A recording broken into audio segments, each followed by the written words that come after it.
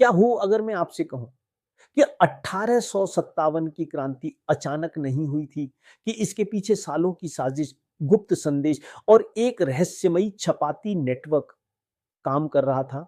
हाँ, छपाती। इससे पहले मैं आपसे कहना चाहता हूं कि अगर आप मेरा वीडियो फेसबुक पेज पर देख रहे हैं तो पेज को फॉलो कर ले।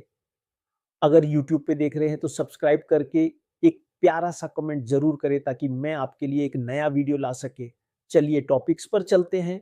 1857 से कुछ महीने पहले उत्तर भारत के गांवों में रातों रात रोटियां बांटी जा रही थी। कोई नहीं जानता था क्यों, लेकिन हर गांव से अगला गांव एक चुपचाप संदेश फैल रहा था। क्या ये विद्रोह की तैयारी थी?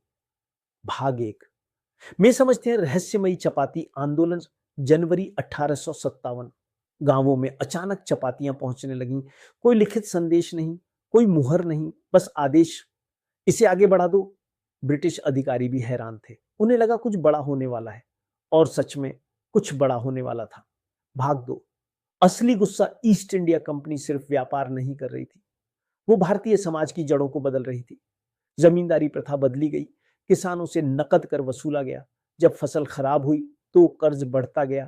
कारीगरों के हाथों से काम छीन लिया गया। मशीनों ने उनके घरों की रोटी छीन ली।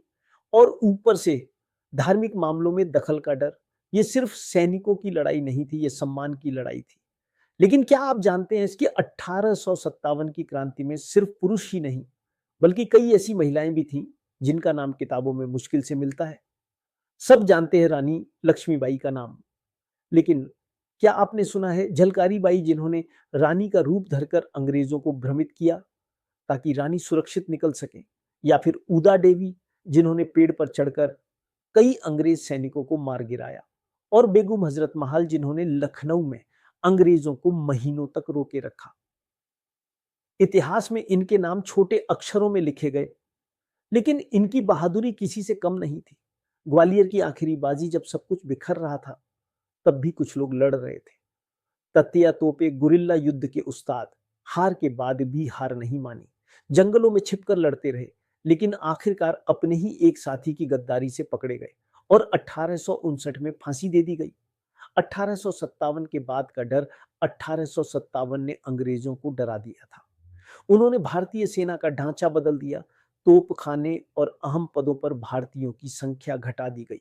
डिवाइड एंड रूल नीति और मजबूत हुई।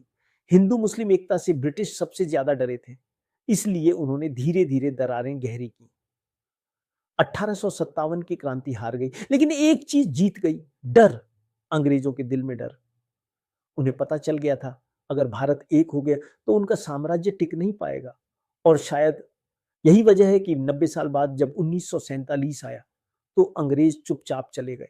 1857 सिर्फ इतिहास नहीं है, ये चेतावनी है। जब